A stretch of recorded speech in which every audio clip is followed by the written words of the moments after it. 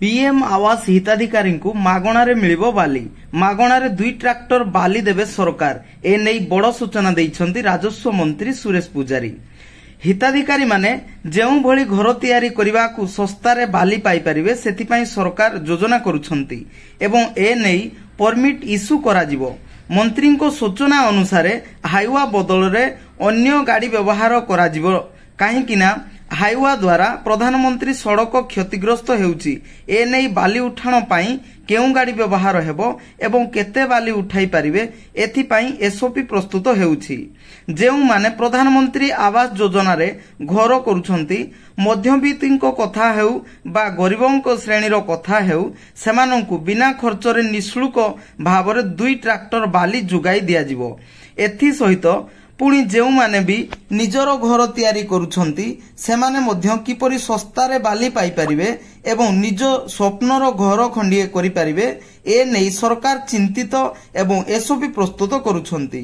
एही विषय को नै राजस्व विभाग सामग्रिक भावरे एक एसओपी आनिबाकू जाउछि एवं जल संपद विभाग सहित खनिज विभाग सहित आलोचना करिसंती एवं ड्राफ्टिंग स्टेज रे जेउ पॉलिसीटी रहिछि ताहा आसीबाकू जाउछि। राज्य सरकारको गुरुत्व रहुछि जे साधारण लोके किभଳି बाली माफियांको ठारू बंचिबे एवं सेही साधारण लोके जेतेबेले घर तैयारी करूछंती किपरि सस्तारे एवं सुविधारे बाली पाई परिबे सरकार मध्य हाईवा रे बाली उठाण को सफा सफा मना करिसंती काहेकिना हाईवा रे बाली उठाण द्वारा सड़क क्षतिग्रस्त हेउची एवं एहा बदल रे आउ केउ गाड़ी व्यवहार करा जिवो ए नै जल संपद विभाग एवं खनिज विभाग सहित राजस्व विभाग रो मध्य आलोचना करा जाई सारिछि।